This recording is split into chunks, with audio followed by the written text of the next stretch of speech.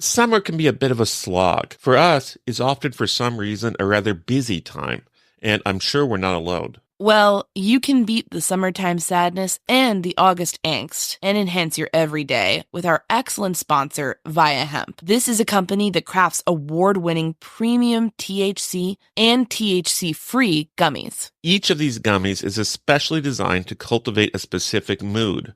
Whether you're looking to get relaxed, get quality sleep, get creative, or just to get focused. If you're 21 or older, you can experience it for yourself and get 15% off your first order with our exclusive code MSheet at viahemp.com. That's VIIAHEMP.com.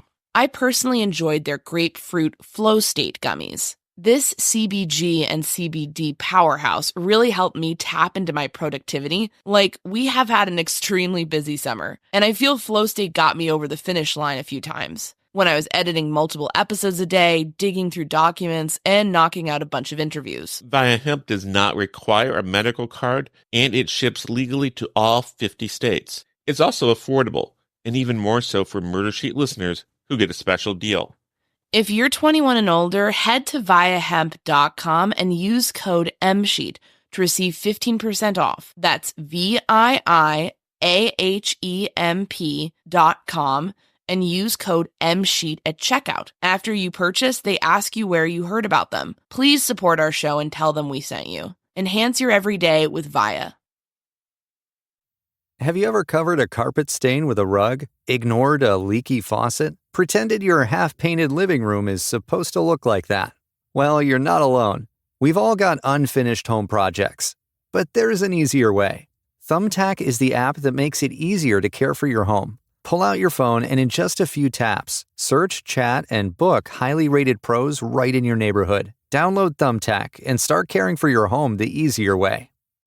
Achieving a gorgeous grin from home isn't a total mystery with Bite Clear aligners. Just don't be surprised if all of your sleuthing friends start asking, "What's your secret?" Begin by ordering your at-home impression kit today for only $14.95. Bite Clear aligners are doctor-directed and delivered to your door. Treatment costs thousands less than braces. Plus, they offer flexible financing, accept eligible insurance, and you can pay with your HSA FSA. Get 80% off your impression kit when you use code WONDERY at Byte.com. That's BYTE.com. Start your confidence journey today with Byte. Content warning: this episode contains discussion of drug abuse, addiction, and death.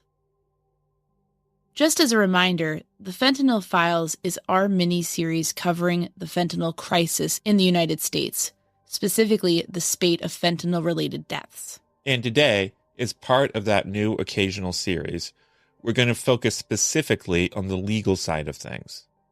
Now, in order to give prosecutors an extra tool to use in this crisis, the Indiana legislature passed a law making dealing resulting in death a level 1 felony.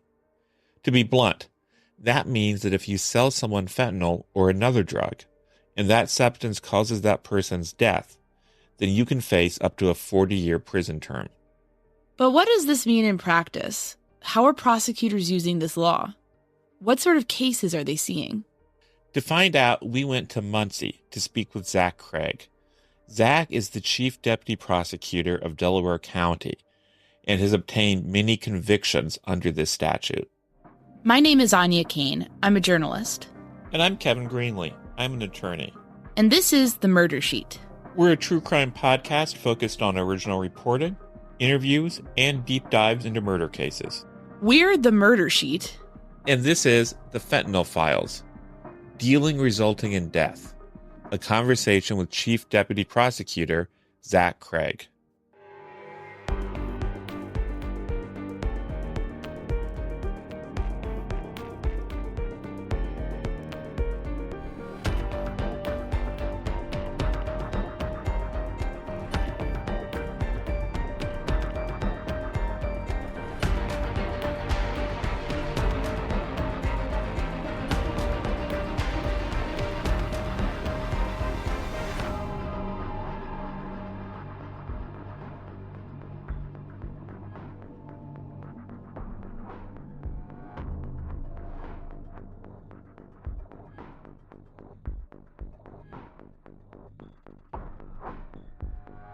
So, Zach, before we get started, can you tell us a bit about your professional background? Yeah, I have been in the Delaware County Prosecutor's Office for about 15 years. The last 5, I've been the Chief Deputy Prosecutor. Before that, I was a Deputy Prosecutor. Before coming to work with the Delaware County Prosecutor's Office, I was an attorney for the Department of Child Services in Madison County, which is just one county over, for about a year and a half, and kind of went right into that right out of law school. So that's me. And then can you tell us about your work in the prosecutor's office on fentanyl cases? Like, how did you come to focus on that? So it's kind of a long story, I guess. Back in 2017, we began a felony drug unit. So what we started doing, and that was kind of in response to the methamphetamine crisis at the time. And so I was tasked with heading up that unit, and essentially one prosecutor handling all of the different drug dealing cases to kind of ensure that they were being handled in a consistent fashion. At the same time that I was doing that, the chief deputy at the time, Eric Hoffman, who's now our elected prosecutor, him and I were the 2 prosecutors in our office that were handling all the homicide cases. So those were kind of my dual roles at the time. And then when the fentanyl kind of explosion began and we started seeing these overdose cases, and then we're able to file those as the overdoses or the dealing controlled substance resulting in death, it was kind of a fluid transition just into handling the murder cases along with those. And just for our listeners who may not be super aware of this, can you explain what fentanyl is and why it's so dangerous? And actually, I'll add when this became, I think, well known to like law enforcement in this country, when this kind of crisis really started becoming noticeable. So, and unfortunately, I've kind of had to educate myself a lot over the last 4 or 5 years. So fentanyl is a synthetic opioid. So it's not an opiate, it's an opioid. So, which means it's not a naturally growing substance. It is something that is made or created in a lab, but it is an opioid. So it's related chemically, and the effect that it causes, it's related to opiates, such as morphine and heroin. Like I said, though, it's synthetic and it's created in a lab. And what it does when it is ingested, there are opioid receptors in the brain, and the fentanyl will attach itself and bind itself to those receptors. When that happens, the user will feel kind of euphoria, pain relief, and sedation, or the normal kind of effects that they feel. Unfortunately, those receptors in the brain, they also regulate or control our breathing. So the inhaling and exhaling that our body does. So when the fentanyl binds itself to those receptors, it negatively affects those receptors' ability to continue to regulate that breathing. So that causes respiratory depression. So it's stopping your body from breathing. As that happens, an individual will become apneic, which means they're just losing oxygen and they're not having enough oxygen to perform normal bodily functions. If that goes on too long without some sort of reversal, then the body will become hypoxic, which means it just doesn't have enough oxygen to survive, and the major organs such as the brain and the heart will shut down. So that's what fentanyl is. We began, at least in Delaware County, the 2017-2018 time period is when we first started seeing fentanyl in the tox results that we were having in overdose cases, and we started seeing it pop on those results. That's when we kind of became aware of, this is a problem. At that time, there were these sporadic stories that you were seeing on a national level. There's nothing local or even on a state level. And nationally, you'd see every once in a while a story about something like this, but it wasn't really well known. It kind of came out of nowhere. It was right in the midst of the opioid crisis. But I don't think anybody really had an idea of how big it got, that quickly. It just it exploded so fast that it kind of took everybody by surprise, I think. I have to ask, it sounds so incredibly dangerous. Do people who end up with fentanyl-laced pills, do they even know that the drugs they're purchasing have fentanyl in them?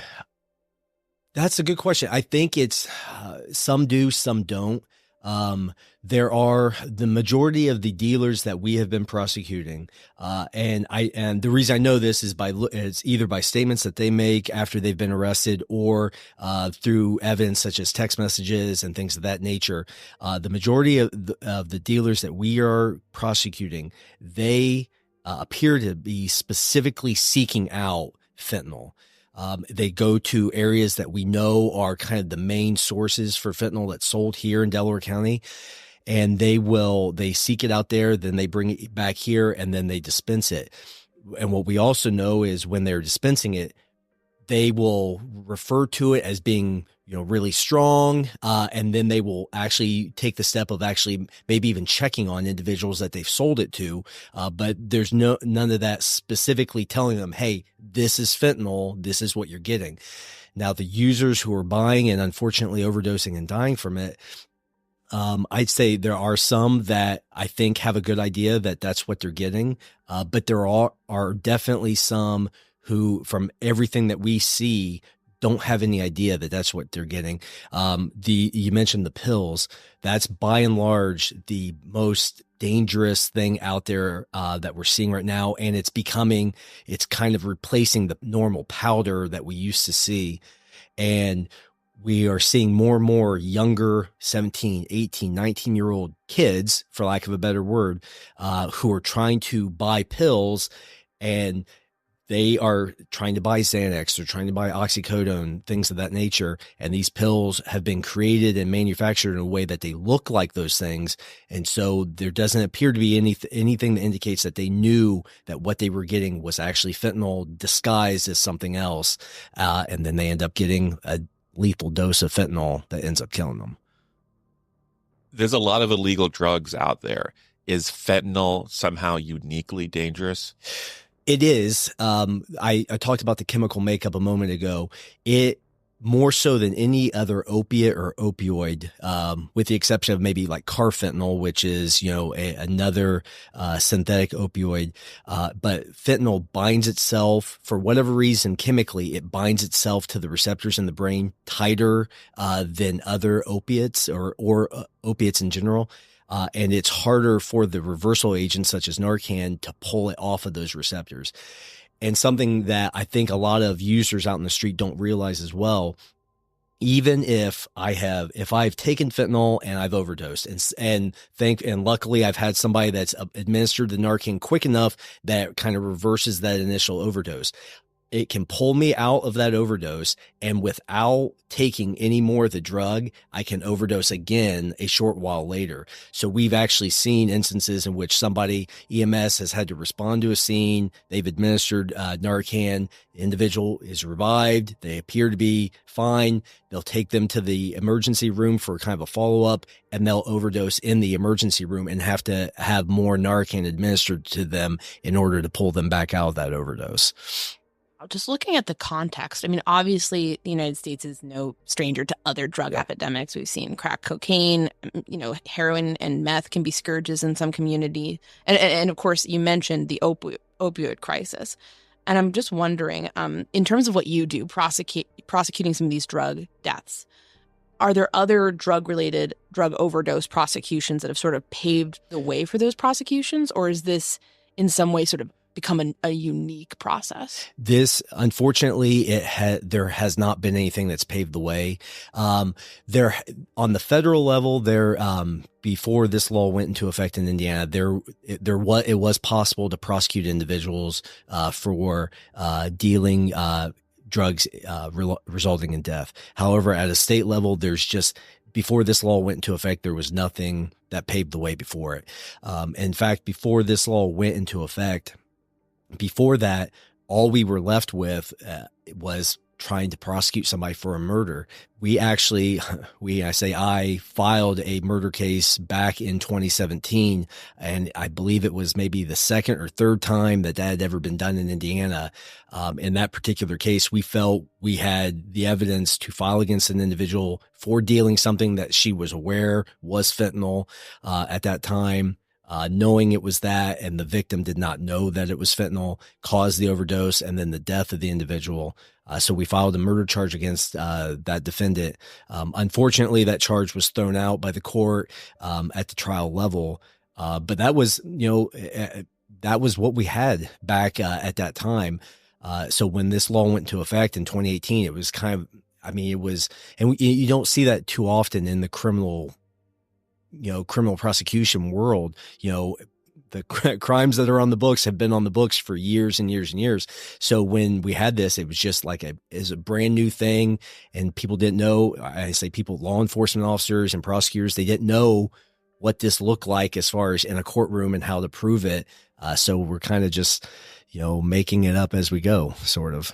One thing, without sounding flippant, drug dealers are ultimately running some kind of business with paying clients who, purchase these drugs. And so one would think it's a bad idea to do something that would, kill your clients, bring down the scrutiny of law enforcement and prosecutors, but also then, eliminate your client base. So why are these dealers even messing around with fentanyl when it's so incredibly dangerous? That's another good question. For those of us not involved in this trade, it seems to defy logic and reason that you're selling something to a client base that is going to kill them. I think the thought process behind this is that there are so many people suffering from addiction now that even if you lose one customer, you're going to have two take their place. And something else that kind of defies logic, or it's hard for those of us who don't suffer from addiction to grasp this, but addicts will seek out the stronger drugs. They will seek out, and I know this from talking to addicts and from having officers who have been investigating these cases for years, who have had contact with addicts and people who have recovered from overdoses, but they will seek out drugs that have specifically caused other people to overdose. They will seek out drugs that have caused themselves to overdose. They go back. That's what they want. So while it's hard to grasp, knowing that your product has got that kind of a pull on individuals, I think is what they're banking on. And then you add in the financial aspect of it and how much money they're able to make selling this stuff. And with fentanyl, it is, even though it is so much stronger than heroin, it is incredibly cheaper to obtain out on the street. So they have a drug that is cheaper for them to buy, and because it's so much stronger, they can add more cutting agent to it to give themselves more drugs to sell without lessening the effect. So they can buy a gram and be able to turn that into almost an ounce worth of product to sell, and make even more and more money and sell it to more and more people. So I think at the end of the day, it's the finances, the financial aspect of it outweigh the risk to them, as far as bringing that scrutiny of law enforcement down upon them. And plus we are still, with a new law, we only catch a fraction of the number of the people that are doing this. So I think they also just anticipate that they're going to be able to slip through the net as well. This is a question I just thought of, and I was just curious if you had any insights on this. What do we know about the fentanyl that ends up in Indiana, where it's coming from, and sort of the trajectory of the kind of, because I feel like that might give us a better look at like the overall structure of the business, and understanding that might be helpful to kind of combat it. Yeah. So one of the investigators that we work with, and he has literally testified in every one of these cases that I've taken to trial, he is also assigned as a task force officer with the DEA.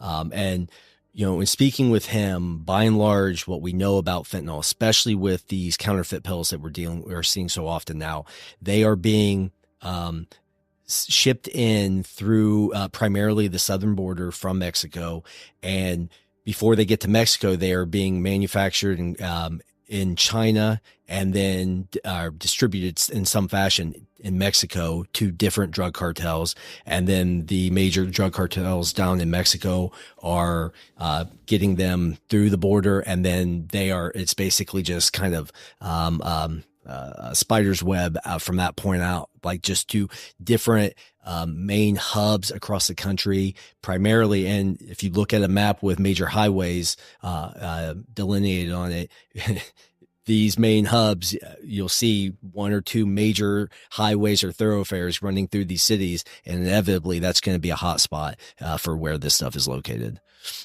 I'm also curious, we've talked a little bit about the law.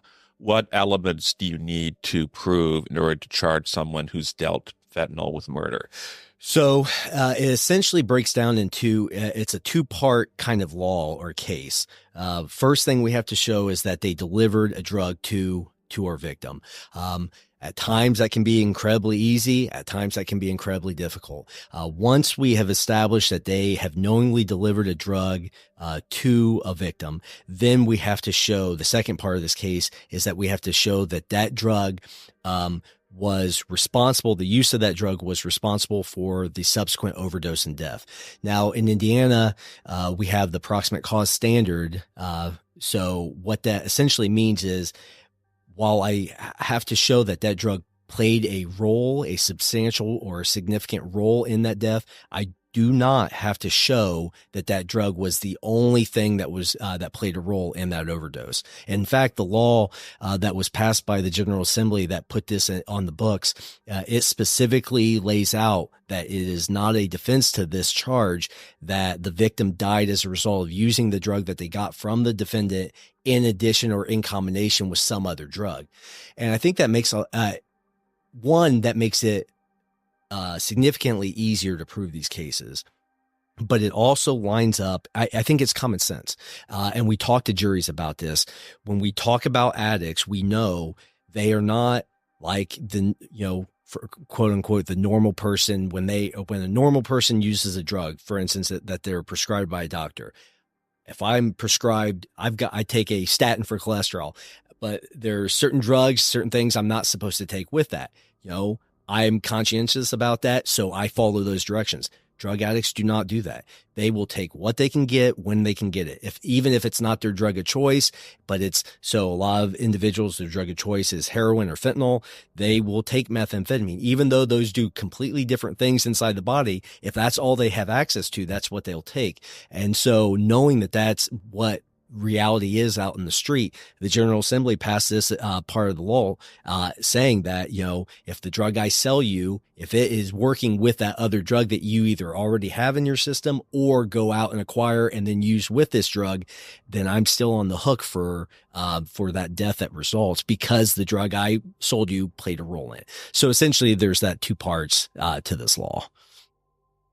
One thing I was curious about are what are some of the challenges that come up when you're prosecuting a fentanyl-related death case like this? So the main challenge, I guess, and it's kind of unique to these, is we are kind of tasked with recreating at least probably, I would say, the last 24 hours of this victim's life. And just the normal person off the street, that's a hard thing to do for anybody living in today's world, trying to recreate where that person was, who they were in contact with, what they were doing over that significant period of time. That's difficult. And then when you talk about individuals who suffer from addiction, by and large, they tend to be more transient. They move around a lot more than other individuals, and they have a lot of contact with more people in general and more individuals who are involved in the drug trade. So not only are we kind of tasked with doing that, we have to eliminate those other possible sources for the drug that we believe was sold to them by the defendant and that ultimately killed them. So that is primarily the hardest thing to do, is to create that timeline. And that's one of the things that when we are looking at these cases to determine whether or not we have enough to file, that's one of the big things on the checklist is, do we have a timeline that we are confident of to a certain degree that eliminates those other kind of what ifs? What if this person gave him the drug? What if that person? So that's the kind of the main challenge to this case. And then taking a step back, because ultimately you're running with what law enforcement is able to get you in terms of an investigation. What are some of the tools in law enforcement's arsenal when it comes to investigating these deaths? I think that there's two main tools that they have. First and foremost are cell phones. We have not yet had a case in which we did not have a cell phone recovered either by from our victim, or if we were able to identify a suspect, the suspect's phone. And a lot of times we have both. So the being able to locate and then obtain data from a cell phone is huge. The other main tool that law enforcement has to their for their use are confidential informants, people out in the street that can kind of give us an idea of who's involved in what practice, what somebody's operation really looks like. Those are probably the two main tools that we have. Absolutely. And then I'm curious, in terms of the dealers themselves, how can those operations look like? And the ones that you're dealing with in your cases, like, are these huge operations? Or are they usually just like one person down the line? Like, it can vary. We've had a couple recent trials where we've had boyfriend-girlfriend operations, I guess, for lack of a better term, and when you see those, it's not uncommon that she'll be in charge of acquiring the drug and he'll be in charge of kind of being the front man, making contact with the buyers and actually conducting the deals. So there's kind of that diversification in the, what their rules are. I think in their minds that may kind of shelter them a little bit from responsibility. Well, if I'm not the one who's actually handing it to the person buying it, then maybe I feel like I'm safer from arrest and prosecution. But that's what we've been seeing a lot lately are individuals primarily in a boyfriend-girlfriend type relationship that are conducting these deals. Those, though, and we're always trying to kind of work our way up the chain. Now, even because with how this law is written and how the law is in the state of Indiana, even if I did not personally hand you or deliver the drug to you, if I have aided, induced, or caused that activity, then I can still be held responsible. So the supplier of those drugs to that dealer can also be held responsible and be charged and prosecuted under this law. So that's always our goal, is to try to work our way up that chain, because obviously, while this dealer may be dealing to this set number of users or addicts, whoever they're getting their drug from, they are supporting a whole other ring with their operation. So that's what our goal is, to try to work our way up. And I think what you find is the higher up the chain that you go, you get less of those boyfriend-girlfriend type relationships and more of what we kind of picture in our mind as a drug dealing operation, where it's one individual who specifically have people working for them for pay, and kind of more of a distribution type of operation. Is it difficult to kind of get people to flip on each other like that? And go up the chain? It is. Thankfully, we've had some success with that in some recent cases that we've filed. We have not had an opportunity to take those to trial yet, but we've had some success recently in getting those individuals who were arrested and charged kind of at that direct handing the drug or delivering the drug to the victim, and they've agreed to, provide us information regarding their source that has led to us being able to go after and charge the individual that is kind of got a farther reach with the drugs that they're selling. And then one question people might be curious about is just, are the dealers typically addicts themselves, or do they not, essentially, to use the cliche, get high on their own supply? If you were to ask the people that are arrested and charged with this, I would guarantee you're going to hear all of them say that they are addicts. But when I think of the word addict, and what comes to mind when I think of an addict is somebody who does not acquire a large amount of drugs at any one given point in time, and also is unable to amass a large amount of money. So if I see an individual who's able to do either or both of those things, then they are not what we envision as an addict, because they're able to place obtaining money and that kind of that financial aspect. They're able to place that ahead of that compulsion and that addiction. And you talk to an individual who is a true addict, this kind of addiction is the first thing you think about when you wake up. It's the last thing you think about before you go to sleep. And every point in the day, it is number one. It always, you have to address that before you do anything else. So if I have somebody who's able to acquire a large amount of money and or a large amount of drugs, then they clearly do not suffer from that addiction like true addicts do. Some of these cases sound like they can get pretty complicated. I'm curious, how do juries tend to react to these sorts of cases? That is, rewarding is not the right word, but for lack of a better word, that has been one of the more rewarding things in prosecuting these cases that I've seen. The first two cases that we tried, we saw it was about a 50-50 split from the whole jury panel. So when we are trying these cases, the very first thing we do is pick the jury. We bring in about 65 to 70 people from the community as potential jurors, and we get a chance to talk to them. Those first two trials, we saw about 50-50 split on half of them saying, this makes sense to me. If the evidence is there, I'd be willing and able to convict. And the other half saying, nope. If the user is doing something and it's caused them to die, that's their responsibility. Nobody else should be held responsible. By that third trial, and I think a large amount of this was due to the positive publicity that we were seeing, but by that third trial, that had almost completely gone away, and we had almost the entire jury pools telling us that if the evidence is there, it makes sense to hold the drug dealer responsible. So that, like I said, is one of the more rewarding things, because we have been able to see what I think is as a direct result of what we had done with our prosecutions, we had been able to see an actual change in our community and how this case and how these cases were received. I was curious, when you see in these cases on the other side of things, what are the typical defense strategies that are raised when it comes to defending defendants accused of these crimes?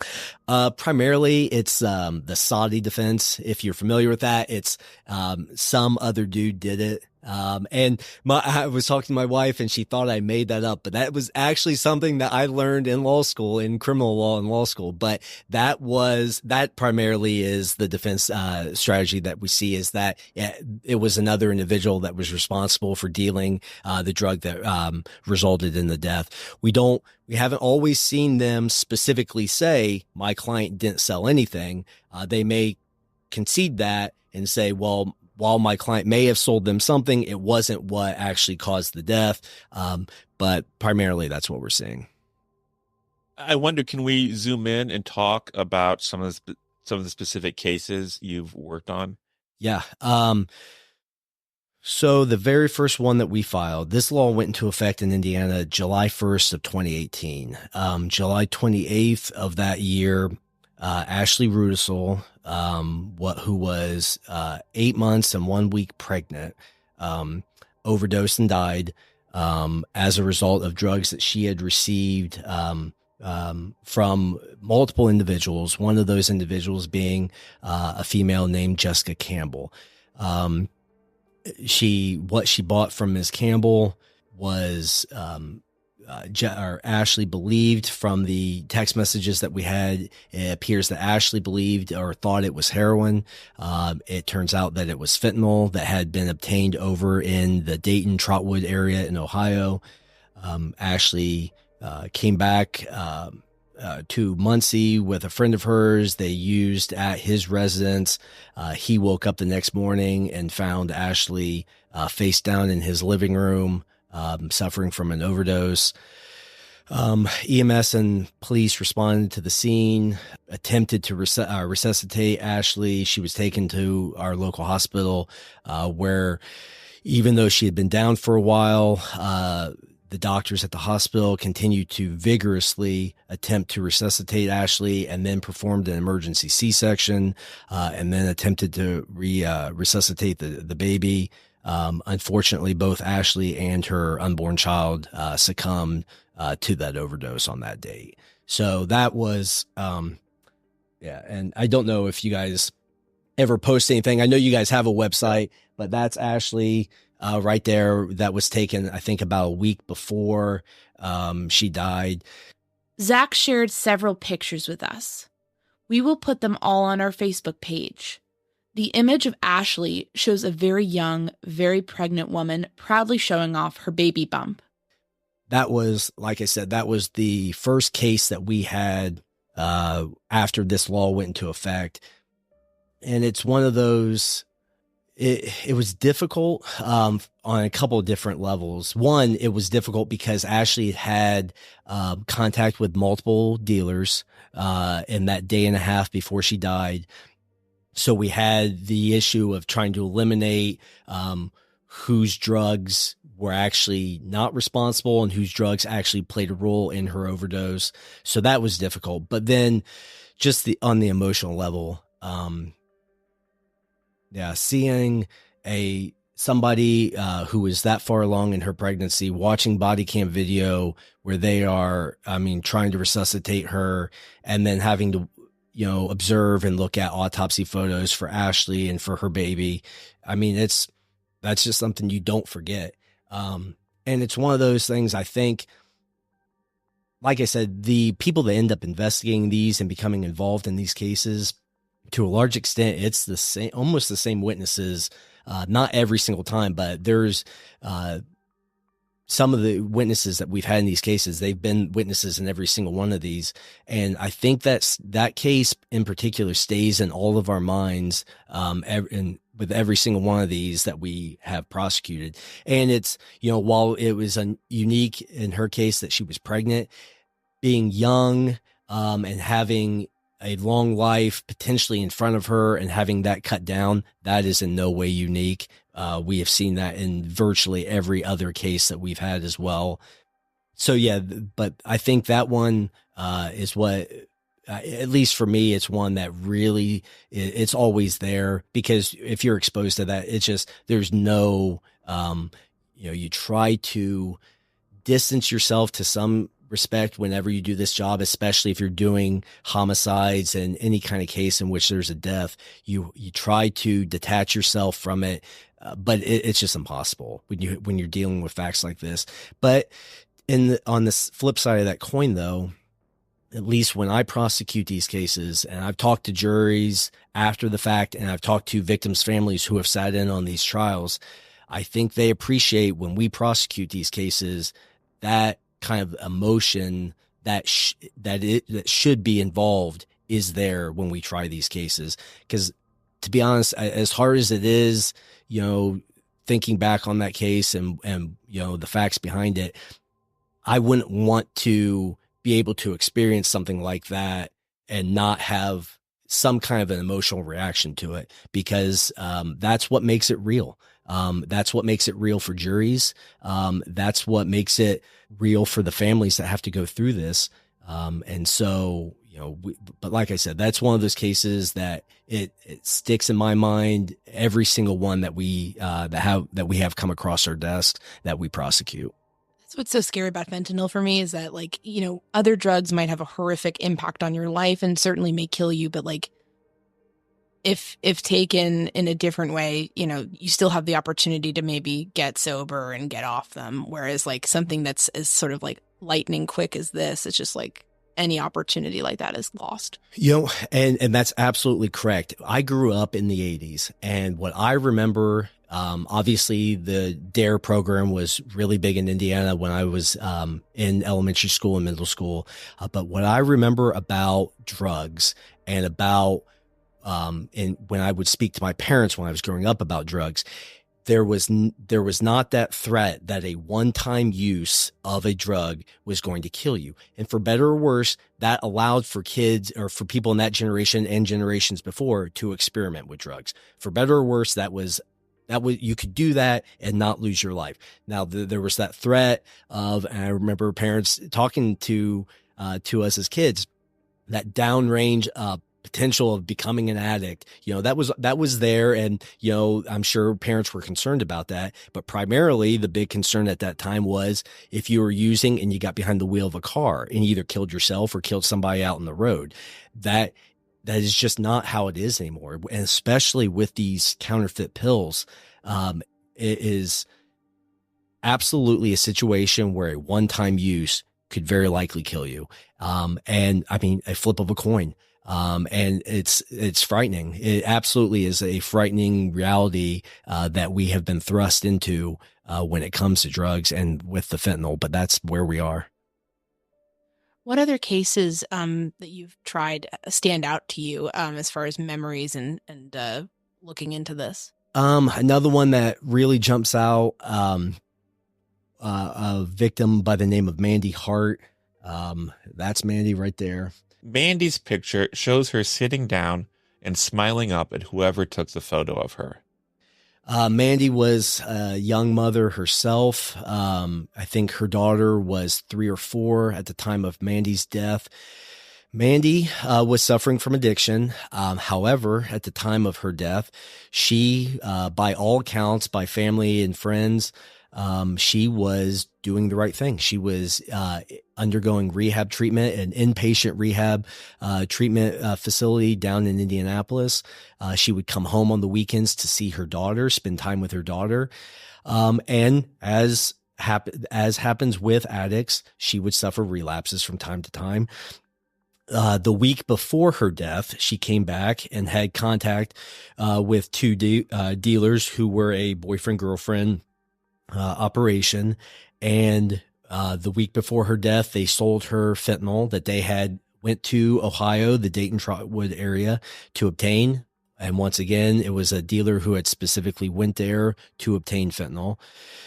They sold to Mandy the week before her death, and she overdosed. They actually had to revive her in their residence where she bought and used the drug.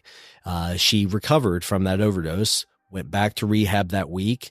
That next weekend, she came home again for a weekend pass, and unfortunately was beginning the process of relapsing and reached back out to those individuals. What really jumps out at me about Mandy's case is after the initial, it was on her drive home to Muncie from the rehab facility, she reached out to the dealers to ask about buying something for that evening. About an hour later, she sent them another text message and told them, specifically told them, that she was talking herself out of dealing. She didn't want to relapse.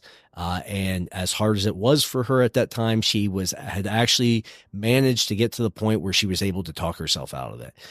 But unfortunately, within minutes after sending that text message, the 2 individuals that she bought from began sending Mandy text message after text message after text message, multiple phone calls. And it was like you could see it in the messages. They had decided they were not going to lose that sale. And what we know about addicts, and why they relapse is because of that compulsion. It is just impossible for them at times to put it out of their brain. She had already started that process, and then they have that kind of that pushing behavior of the dealers that she bought from, not letting her kind of have that separation that she needed. The other really disappointing thing about that case is, from looking through Mandy's cell phone and her text messages, she had no other options to obtain drugs that evening. It looked like maybe 1 or 2 other individuals she at times had purchased from. She could not make contact with them. So we have an individual who, if not for the actions of those dealers, she would not have used that night. And what we know about addiction is, while I may fail once, may fail twice, I may fail 100 times, it only takes one time to be successful to help you get over that hump. And that night could have been that night for Mandy, but unfortunately that didn't happen. They sold to her the same type of drugs from the same supplier that they had sold her the week before. She used that night and she died that night. But it's another one, again, young mother, had a whole life in front of her, had her daughter's life in front of her, and then cut down by this drug. Next one I've got, they're in no particular order, but the next one we have is Kieran Voorhees. Kieran's picture depicts a young man with glasses grinning at the camera as he sits on what looks like a park bench. Kieran was in his mid-20s, another individual suffering from addiction. His dealer was a friend of his who knew that Kieran had undergone rehab in the, not too long before he had passed away from using. He was sold again fentanyl. He was at that time, Kieran had been living with his grandmother, came home from work, had contact with the defendant.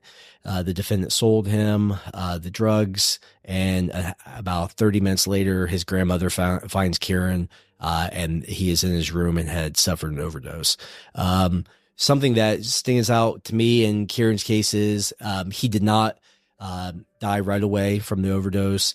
Law enforcement EMS were able to arrive quick enough that they were able to stabilize him and get him to the hospital. He remained in the hospital on a vent, I think for about 4 days.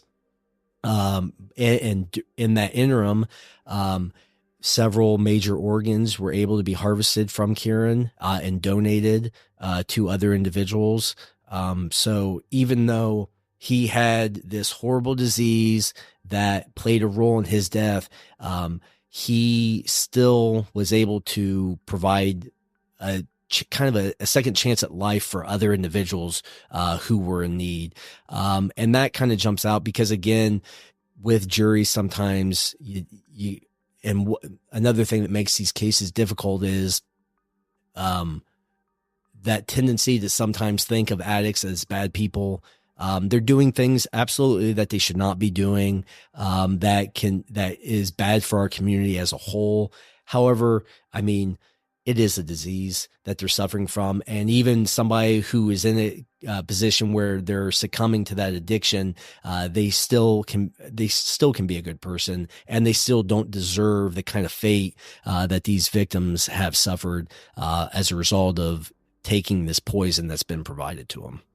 Yeah, and I think unfortunately, the more and more that we go down this path with these drugs, and in particular fentanyl, you're just naturally going to have more and more people in our community whose lives are touched by this, which I think is another factor in why we have seen kind of that shift in how juries respond to these cases, because it is more common to have somebody in your friend, family, or someone close to you that has been touched in some respect by addiction than not, at least in the people I talk to who are potential jurors. So I think that absolutely plays a role in why we've seen that shift in kind of feelings towards what we're dealing with. Next individual I've got a photo of, that's Kelsey Clam. Kelsey's photograph looks like a professionally shot portrait. It depicts a casually dressed young person leaning against a fence on what appears to be an absolutely lovely autumn day. Kelsey, it's a little bit unique in respect to the other cases that we've been talking about, in that Kelsey, who was 18 years old when she died, she, by and large, we don't believe Kelsey to have been an addict. She definitely was an individual, though, who at her young age had just gotten out of high school and was going through that experimentation with different substances that, is not all too uncommon. She was living or residing in Blackford County in Hartford City with her parents. After she graduated, she made contact with an individual here in Muncie, and then traveled to Muncie in order to purchase drugs from that individual. She was sold a pressed or counterfeit pill that contained fentanyl in it, took that, and then was found by her friend the next morning having passed from an overdose. The individual that we were able to track down as providing Kelsey the drugs that killed her, we have charged, and he has actually pled guilty to the level 1 dealing resulting in death, and is actually awaiting sentencing at this point. Next one I have is Jennifer Thomas. Jennifer's image shows a young, smiling woman in a tie-dye shirt wearing sunglasses. The most recent trial that we did, which was 2 weeks ago, was one of the individuals that was involved in dealing drugs to Jennifer. The other individual we had already prosecuted last year. So we had both the individuals that were involved in the drug deal that resulted in Jennifer's death have now been tried and convicted. The more recent individual is still awaiting sentencing. Jennifer was in her low 30s when she passed. She had 2 small children who unfortunately now do not have a mother, who one of those children resides with Jennifer's parents. The other resides with his father. It's very similar to the Mandy Hart case in that about 2 or 3 days before Jennifer died, she purchased the same kind of drugs from the 2 individuals that were subsequently charged with her death or in connection with her death. They sold to her a couple days before. She used the drugs in their motel room, overdosed, and then they had to revive her. 2 days later, she has contact with them again, and then they sell her more of the same type of drugs that they had sold her previously. She uses once again, this time back at her parents' house, back up in Eaton, which is just a little north of Muncie. And I think it was a day and a half later, her mother found her in her room, already deceased. But like I said, that was the most recent trial that we had done just a few short weeks ago. Next individual is Zach York. Zach's picture shows a smiling man in a Nike t-shirt taking a selfie outside a house. This was supposed to be our most recent trial. It was the week after the Jennifer Thomas trial. We came in that Monday morning ready for trial, and the defendant pled guilty to in that case as well. So she is currently waiting sentencing. And she faces a potential sentence of 40 years for that conviction. Zach was in his mid-20s, was friends with his dealer. Actually, they resided together in the dealer's parents' home. She sold him, by her accounts, a quote-unquote a line of heroin, even though she subsequently admitted that it was not heroin, it was fentanyl that she had specifically sought out and purchased. The thing that jumps out at me about Zach's case, aside from him being a young father himself, is that the defendant in that case was friend. Not only was she friends with Zach, she was quite aware of his problems with addiction. However, she was aware that at the time of his death, he was not an opiate user. He actually apparently was addicted to cocaine. So she was quite aware that he had not been using and therefore had not built up a tolerance to something like heroin or fentanyl. But despite that, she still took part in the sale of fentanyl to him. And what we know about fentanyl is if you have not acquired any kind of a tolerance for it, it can be such a minute amount of it can cause you to overdose and die. It's shocking. But she's still engaged in that. And by her accounts, it was a sale for $2. So that's essentially what she accepted in exchange for Zach's life was $2. And then he overdosed and died in the residence. I think he was 26 at the time of his death. And the last photo I've got is Jake Adams. Jake's photo is a close-up that shows a young man with long hair smiling at the camera. Jake actually was not a fentanyl related death. He was, we believe his overdose and death was primarily as a result of methamphetamine that was sold to him. Again, he was friends with his dealer. His dealer was aware of his addiction, knew that Jake had a small child, but despite that, engaged in a sale to Jake. I think it was about an hour after that sale, Jake had used, and then appears to have suffered some sort of a acute overdose related to his consumption or ingestion of that methamphetamine that caused his death. But as I mentioned, they're not the same, but they are all similar in certain respects. They're all young. They all have so much life still in front of them. And despite that, and despite the risks associated with it, the individuals that sold them the drugs that killed them decided to place their desire for money ahead of the risks that these individuals faced. I know we're nearing the end of our time with you, but I have to ask, hearing all of these stories of these young people losing their lives, how do you deal with that personally? Does it ever become depressing? Do you ever feel hopeless? Yeah. I apologize. Yeah, at times. But it's, I think about how it affects me in prosecuting these. And despite the negative effects that I feel from it, I know from the relationships that I build with these families who have lost these loved ones.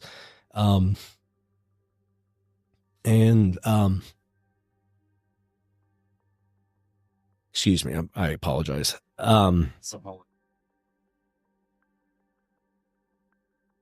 It's apparent to us how much you care about this. I think that's wonderful because seeing all these faces, All these young faces, all these happy people who are just like struggling with something and now they never have the opportunity. It makes me want to cry because again, like I went through my own thing. and people using that woman who was trying to say, I don't want to do this tonight, and that they manipulate her. And it's horrifying. It's horrifying. And the fact that like it's so hard with addiction because people just keep going back to it, even if it's dangerous. I don't know how it's hard. But you can't help but build the relationships with the families of these victims. And it's hard. I mean, because I also, as I mentioned, handle homicide or murder cases. And it seems like it is uniquely difficult for victims' families because of some of that stigma that is attached still to this day to addiction. It's how they grieve or even are permitted to grieve by society is different. And it's uniquely difficult for them.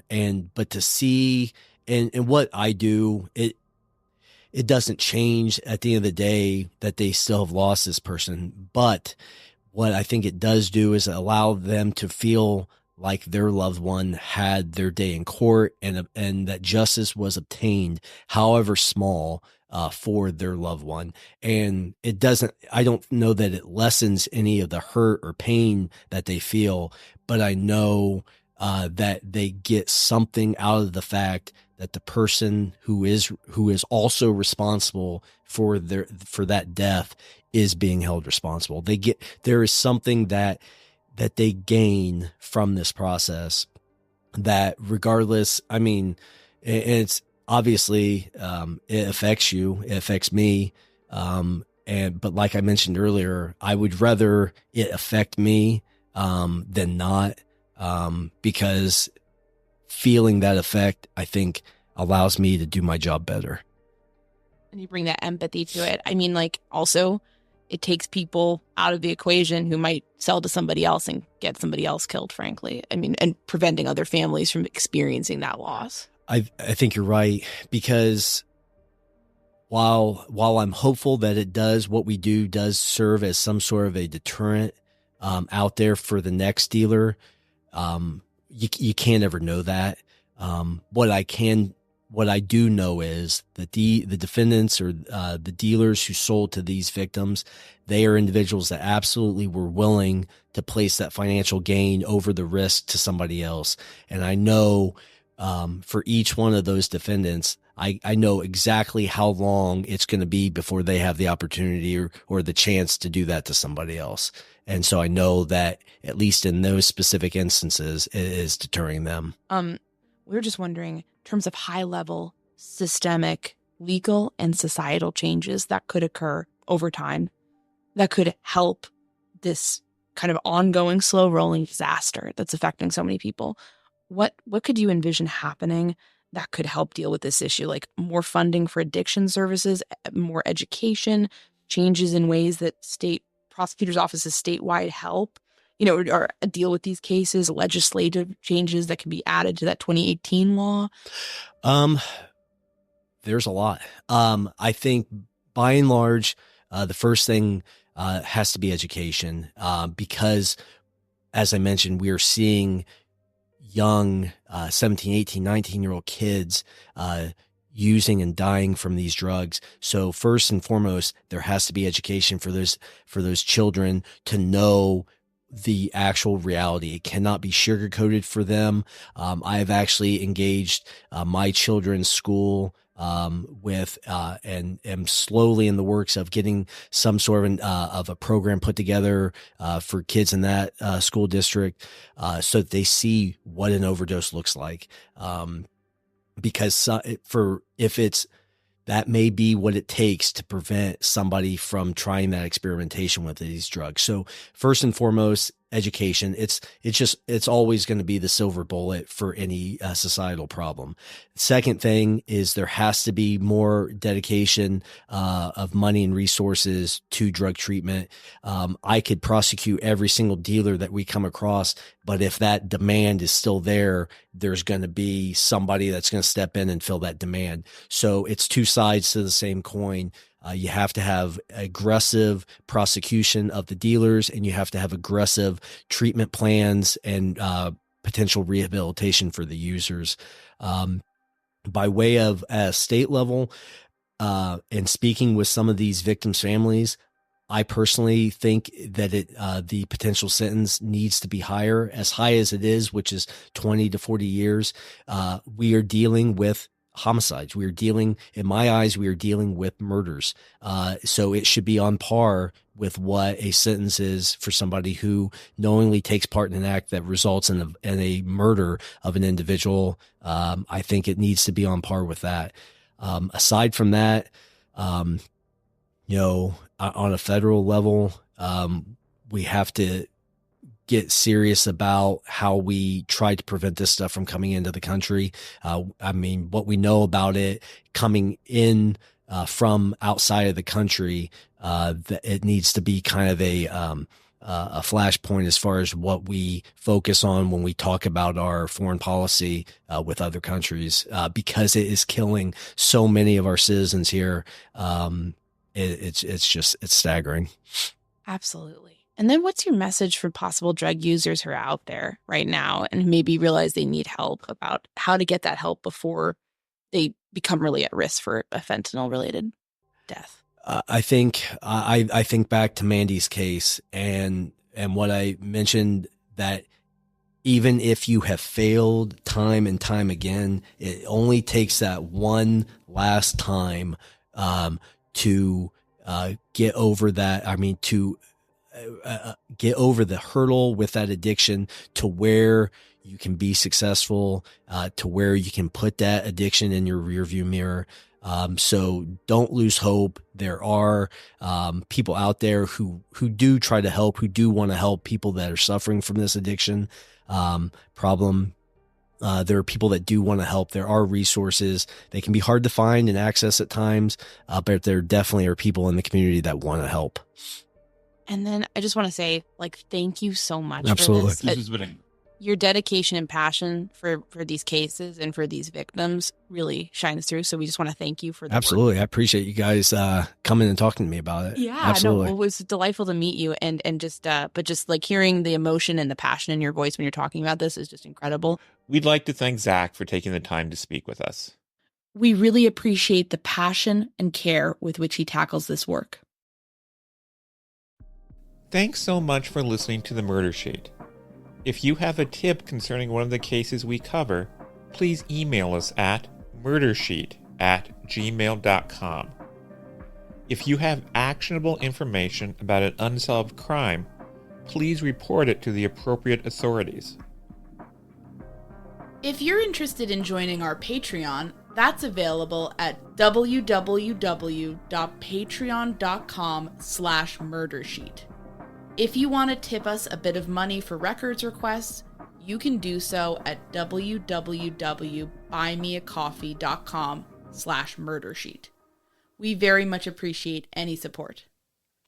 Special thanks to Kevin Tyler Greenlee, who composed the music for the Murder Sheet, and who you can find on the web at kevintg.com.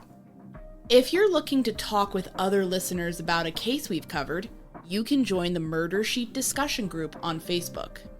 We mostly focus our time on research and reporting, so we're not on social media much. We do try to check our email account, but we ask for patience as we often receive a lot of messages. Thanks again for listening.